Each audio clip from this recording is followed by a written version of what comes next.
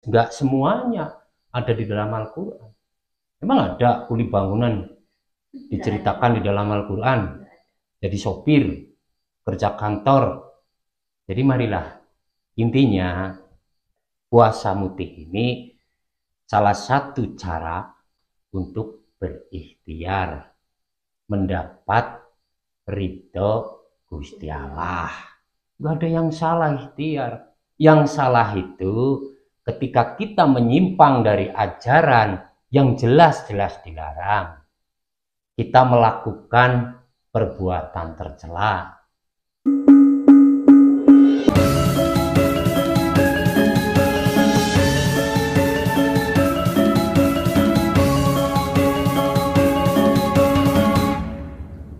Selama ini kan Mbah dikenal bisa mengobati beberapa penyakit seperti stroke, kelumpuhan, kena guna-guna, dan sebagainya.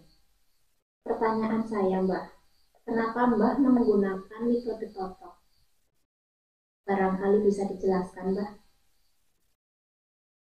Ya karena yang saya bisa seperti itu Mbak. Ya, Mbah. Yang bisa saya lakukan seperti itu.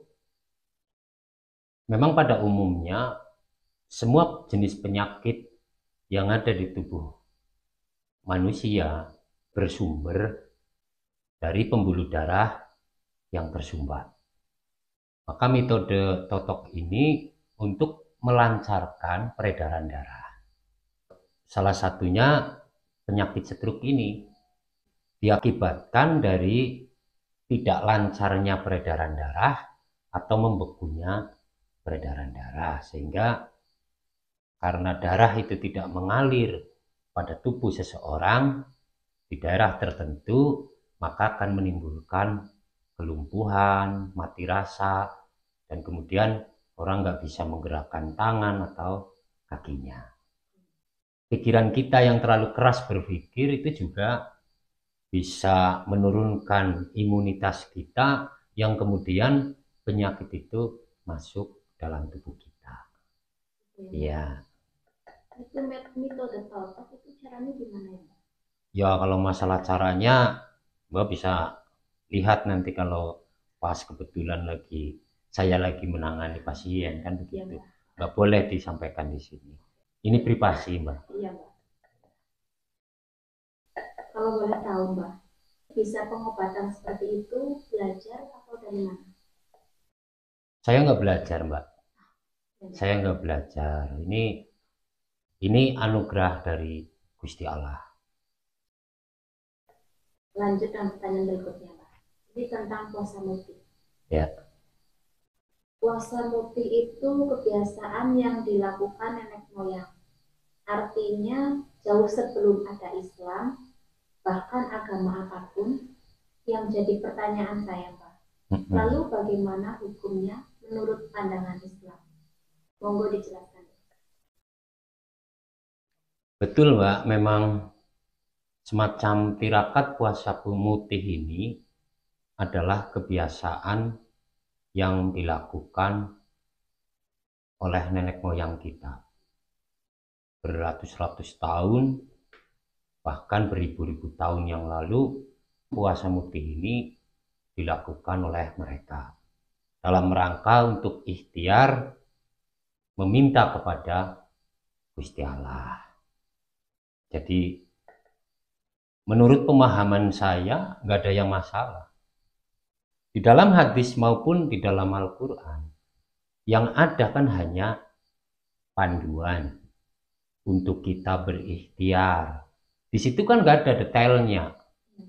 Contoh, ketika seseorang sakit, di dalam Al-Quran maupun di dalam hadis, kan nggak ada detailnya harus ke medis, harus disuntik, harus diimpus, kan nggak ada.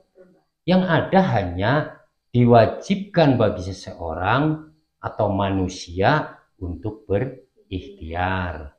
Baik berikhtiar secara ekonomi maupun ketika kita mengalami sakit. Nggak ada yang detail. Jadi keliru ketika ada orang menganggap bahwa orang Islam atau kita sebagai muslim itu menjalani keseluruhan keseharian kita itu menurut tuntunan semuanya. Nah, ini salah.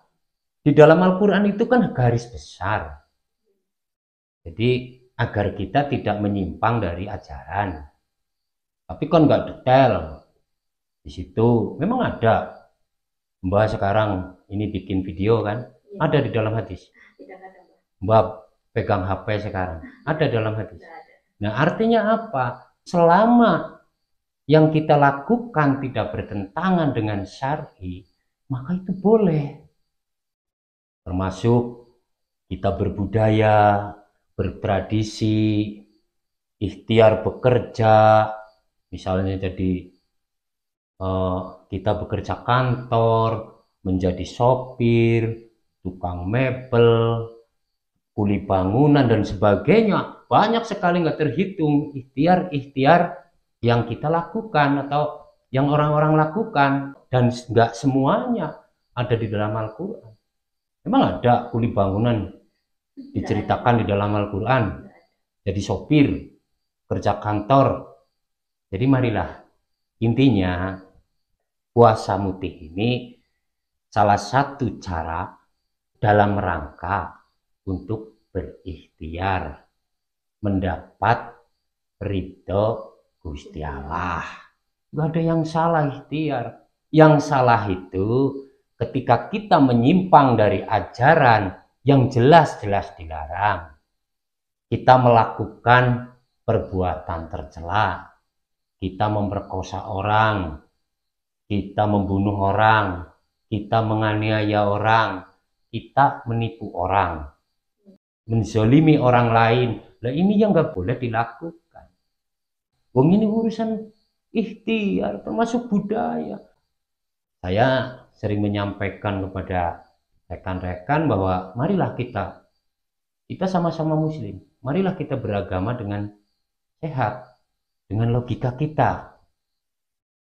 Kita harus cermat dalam semua hal, termasuk dalam beragama.